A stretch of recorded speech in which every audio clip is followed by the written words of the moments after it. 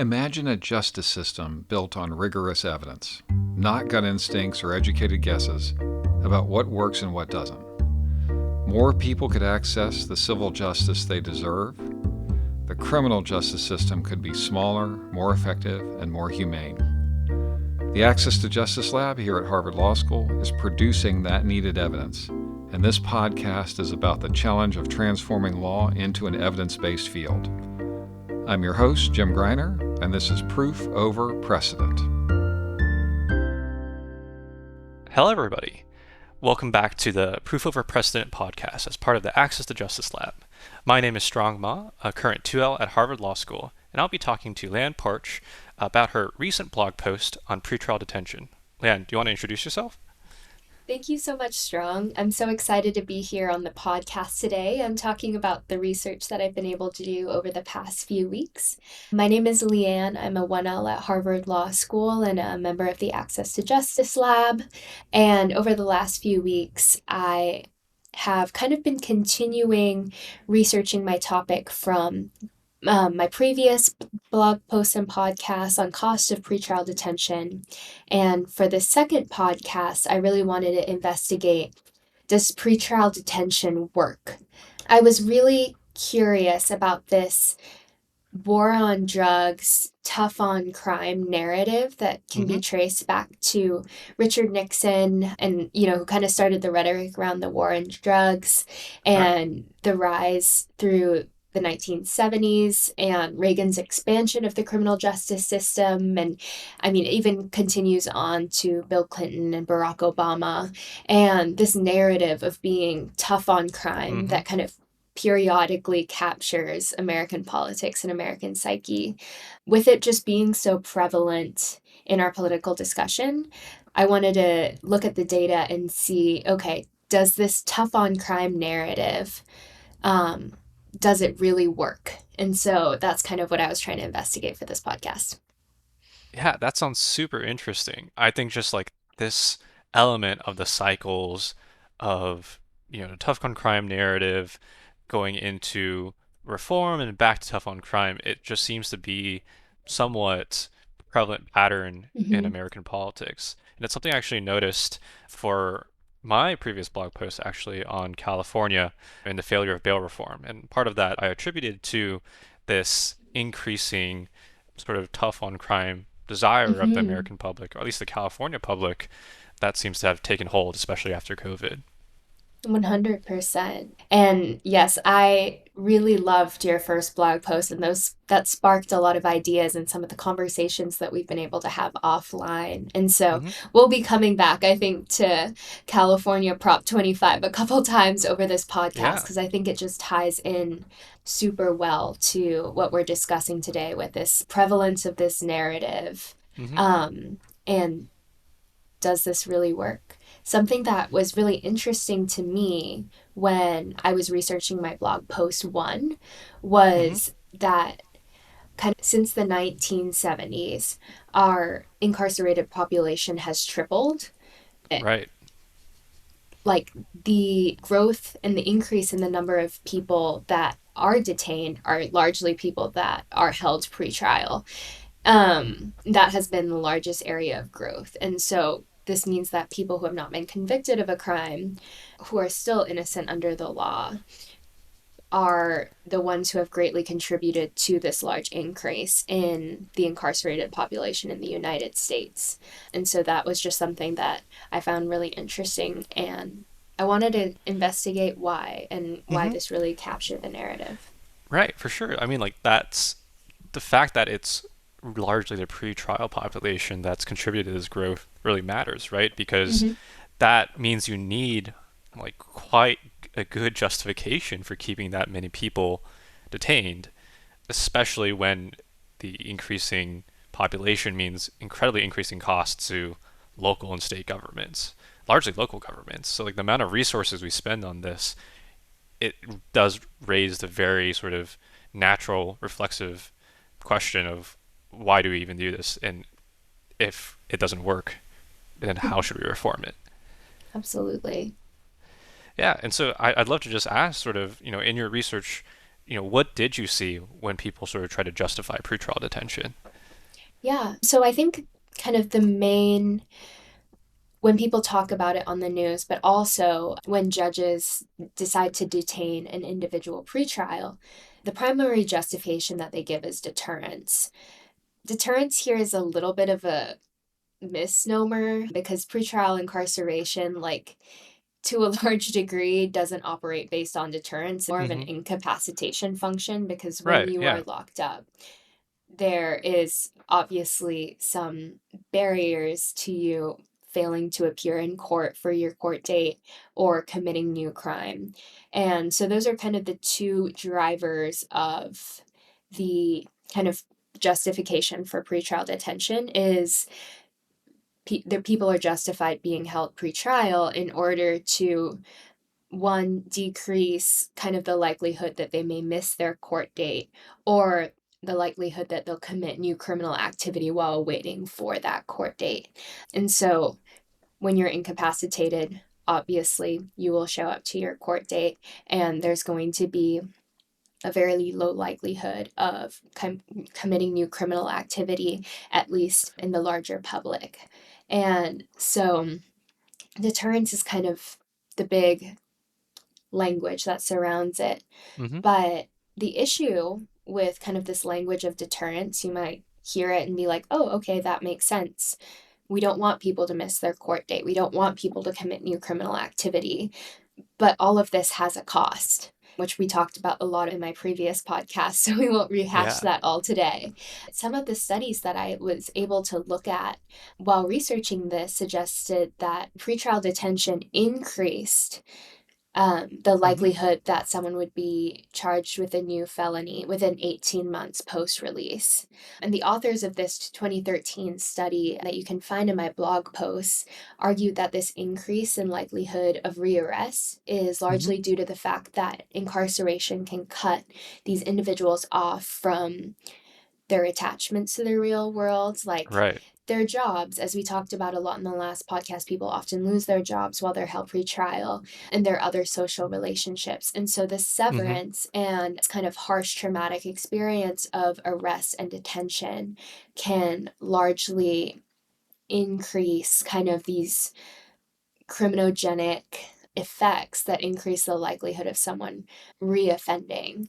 And so Doobie, Golden, and Yang. This is from the study that I referenced a lot in my first blog post, but also found in their research that initial increases the likelihood of new criminal activity prior to a case deposition by 18.9 percentage points. But it Right. also decreases the likelihood of new criminal activity following case disposition by 12.1 percentage point.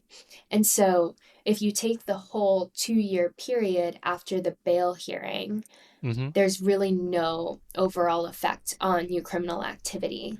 And so, really, despite the large cost that this is having on society, the evidence suggests that pretrial detention does not lower the rate of crime and Right. doesn't That's really have a deterrence effect on that level of crime either.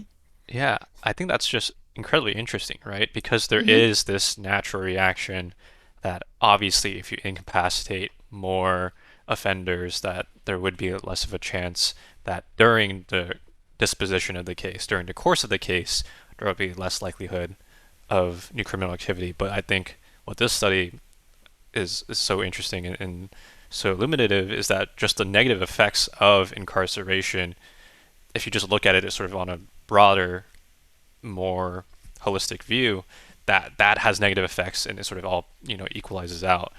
And I think that's sort of one of the most important aspects of this blog post, and the one I found really interesting. So yeah, so like that's on like the sort of new criminal activity, which is obviously a very big concern. But what about sort of Mm-hmm. just like the failure to appear aspect of it as well? Yeah, so the same study by Doobie Golden and Yang, they found that pretrial release increased the possibility of failure to appear by 15.6 percentage points. And Hmm. so, yes, pretrial detention does reduce the likelihood that someone is going to miss their court date. Um, and so that can largely be a statistic that proponents of pretrial detention rely on. But This phrase, failure to appear, I think it kind of implies some nefarious motives. Right. You get the image of like someone dodging town or Mhm. just blatantly avoiding showing up to court. But the reality is often a lot more mundane, especially since what we're talking about are kind of smaller petty crimes or misdemeanors. A lot of people don't make their court date because of lack of transportation, or they have work and don't want to miss work for the fear that they might lose their job, or they don't want to tell their boss that Yeah. they have a court hearing. They might have children that they can't leave alone. And also, there is just like the reality that when someone is told this is their court date while they're incarcerated, which is obviously a very traumatic experience, there can be confusion around that scheduling and people For might sure. get the information wrong. And this is especially harmful for populations of people experiencing homelessness or mental illness, Hmm. who might struggle a little bit more with making their appointments. Yeah, I think that's something that came up a lot when I was looking into why California was trying to do bail reform too. Mm, That like, one of the main reasons for money bail is to incentivize people to not skip town, right? Like we assume that failures to appear are voluntary, are based on a motive to dodge accountability, and so therefore having money bail is the cash incentive, as it mhm. were, to return.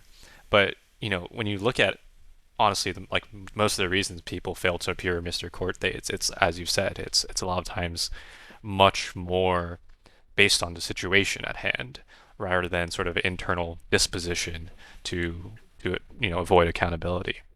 Yeah, absolutely. And I think like something that is really salient around that point, that a lot of times like the reasons that people miss their court dates are quite mundane, is pretrial detention is incredibly costly. It's costing taxpayers about $16 billion, as we kind of referenced in that previous podcast. And so while pretrial detention does limit this failure to appear, there's actually a lot more cost-effective solutions. And one thing that I found in my research, which was really exciting to Hmm. me, was this narrative from Tulsa County in Oklahoma, which is my hometown. And so it's always fun to kind of read about things that are happening back home. Yeah. But Tulsa County faced this big budget crisis due to their rising incarceration dates.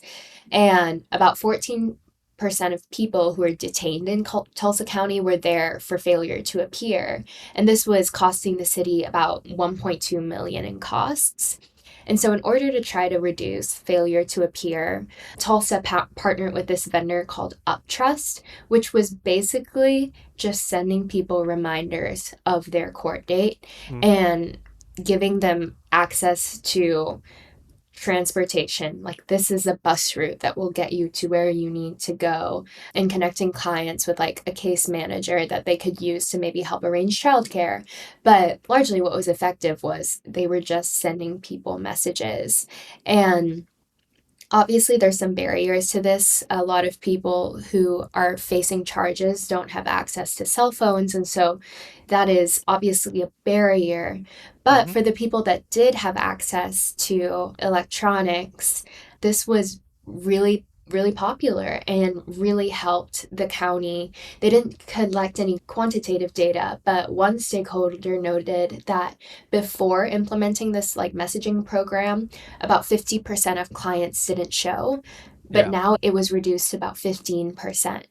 And defendants really liked it. It Hmm. really helped them. They appreciated the reminders and the services they were able to access through the app. And research outside of this study actually shows that these text reminders or phone call reminders can increase appearance rates by as much as 42%. And this is really great because text reminders can cost as little as 3 cents per court date. For And so sure. this is far more cost effective than incarcerating someone for an indefinite period just to keep them from missing their court date. Hmm. This firm, Ideas 42, which is a very cleverly named research organization, estimated that the government saves about $2,674 in costs. And so they're by implementing this for like each person, Got that it. Yeah. instead of arresting, booking, jailing a person, paying attorneys, and implementing pretrial supervision, that over $2,000 was saved by just sending people text reminders. And so this would kind of equate that over a year of misdemeanor cases in an average size state, they estimate that this would provide a social benefit of about $75 million. That is a big number for sure. Mm-hmm. A little bit incomprehensible to the average person, but I think that is just to indicate like cost of detention and then in comparison to how effective it really is, right? I think that's a super compelling reason to really look hard at these reforms and consider them. I feel like there was just a lot of pushback already that the standard response is that yes, it may save money. There's this risk to public safety that's hard Mm-hmm. to get away from. And so one thing I really liked about your blog post was that, just trying to challenge that conception with data and research. Can you talk a little bit more about how we might start thinking about the risks? Yeah, absolutely. I think that's a very kind of intuitive counterpoint that comes up when you're thinking about this. You're like, okay, people, well, maybe there's a more cost-effective way, but don't we want people who are actually guilty of violent crimes to like be held off the street? And that's like I think a very human fear that arises whenever we talk about kind of criminal justice reform. The Prison Policy Institute actually kind of did a roundup of things that have been happening throughout the country and the effect of pretrial reform on public safety in about 13 jurisdictions, and kind of highlighted a couple examples where it shows that releasing people pre-trial did not negatively impact public safety. For example, in 2017, New Jersey passed a law implementing kind of a risk-informed approach to pretrial release and Hmm. virtually eliminated cash bail, and the pretrial population decreased 50% over 2 years, and violent crime in New Jersey actually decreased. Homicide fell by over 30%, and other crimes also, they saw a decrease within the state. And so this was something that really worked for a while in New Jersey. Right. And but I know that this is something that maybe has been frustrated by the increasing crime rates during the COVID-19 pandemic, and is something that I think you referenced a lot in your first blog post, Hmm. is how bail reform failed in California because people really didn't believe that there was going to be a net neutral or a positive effect on public safety. I think it was kind of the opposite. And so I would love to maybe hear more about why you think that proposal failed, and kind of what were the fears surrounding reform in California. Yeah, for sure. I think the California example is a really interesting one because that fear of the negative effect to public safety was one of the main strands of it for Mm, sure. You could see a lot of the bail bond industry organizations that were against that reform sort of spouting those very similar narratives that it will release criminals onto the streets, that they're advocating for a risk to public safety, for less safe communities. And then the California example is interesting because alongside that first narrative was a second narrative that, for context, Prop 25 in California was attempting to implement cashless bail using algorithms to determine mm, a public safety risk. And so, just the use of algorithms, a handful of human rights organizations actually chimed in on the side of the bail bonds organizations because they felt like using algorithms to determine risk would be fundamentally unfair, had a potential for bias, and it just like made people uncomfortable about having sort of a non-human decision maker in matters of criminal justice. So it was like that almost like 1-2 punch of public safety risk, and also even if it wasn't a public safety risk, it might be unfair because there's like algorithms involved. But I think that's as a very hmm interesting. yeah, yeah, totally, and that's sort of what really drew me to that example. And I think as it relates to your blog too, it's one of those things where perhaps there are definitely alternatives to increasing pretrial incarceration. The fact that we have systems to try to do it without the human judgment involved shows that we can do a lot to figure out the actual efficacy of holding Mm-hmm. people before their case proceeds. And if we do it through algorithm-based reforms, there's a lot more that's needed to actually judge it on its merits, on its efficacy on a research-based level, as opposed to judging it just because there's this narrative about it being unsafe or this narrative about it being unfair. Yeah, I think that's so interesting, kind of that public safety narrative that we've already expanded on, but also this aversion to algorithm narrative as well. Mm-hmm. It's just, I think, something that's really been clear in the research that we've both been doing is just the data tells a different story. Yeah. Um, I think that's a very interesting challenge that we face kind of as aspiring reformers or lawyers and entering this kind of system is how do we adequately use data to inform our decision making and then also communicate that data in a way where it resonates with the people that we're trying to communicate it to because at the end of the day I think a lot of fears are very human, and so I think it's just a very interesting thing that at least while I was doing research on this topic, I was really grappling with because, for example, a 2023 poll showed that Mm-hmm. 58% of Americans think the US criminal justice system is not tough enough on its handling of crime. But when asked which should be the greater priority for the US criminal justice system, 55% of Americans favored strengthening law and order through more police and greater enforcement of the law Yep. over reforming court and police practices, which, I mean, just shows the strength of kind of this tough on crime narrative that continues to be so pervasive in our politics and, yeah, just our collective consciousness.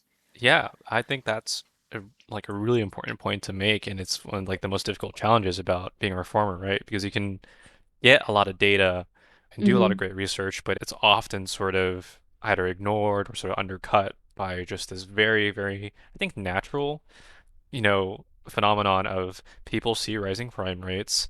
They shortcut that in that mind to not having enough law, not having enough enforcement. Mm-hmm. And there's not a lot of pushback on that because prisoners' rights, defendant rights, defendants don't have the most political capital, to put Yeah, it lightly. So it's very easy to find someone to blame and put it on just that and say we need more law enforcement because it's bad people out there sort of getting to these results rather than trying to figure out what the most effective solution is. exactly. And I mean, with a large number of kind of our prosecutors being elected, um, it's very, I think, predictable to assume that, especially when people are wanting to seek reelection, no one wants to implement reform on the off chance that maybe crime does increase a tick or horrendous thing does happen. And so we continue this cycle of not looking at the data and continuing to be fearful of reform in order to kind of keep the status quo and stop the worst thing from happening. In Right. fact, this whole system is having such an incredibly effect on defendants and everyone touched by the criminal justice system and also society at large. I mean, higher incarceration rates, as we talked about last time, leads to higher poverty rates, leads to less money in society. And Mm-hmm. so I think it's just an interesting question to continue to wrestle with is how do we get the data out there and publicize the information to start to change kind of that narrative and rally people around kind of some common sense reform that For sure. that the data shows that we can achieve. Yeah, and I think that's sort of, the project of this blog post, and obviously a very much continuing one that a lot of people are going to have to subscribe onto. But I think the work you did on this post and, the work we've talked about it has just been incredible. So I really appreciate you spending some time to talk with me about it, and I hope to see more. Yes, thank you so much, Strong. I really enjoyed our conversation and just being able to kick around ideas and talk Hmm. about these developments. And so, thank you for having me. It's been so much fun. Proof Over Precedent is a production of the Access to Justice Lab at Harvard Law School. Views expressed in student podcasts are not necessarily those of the A to J Lab. Thanks for listening. If we piqued your interest, please subscribe wherever you get your podcasts. Even better, leave us a rating or share an episode with a friend or on social media. Here's a sneak preview of what will bring you next week. And over the last few weeks, I have kind of been continuing researching my topic from my previous blog posts and podcasts on cost of pretrial detention. And for the second podcast, I really wanted to investigate, does pretrial detention work?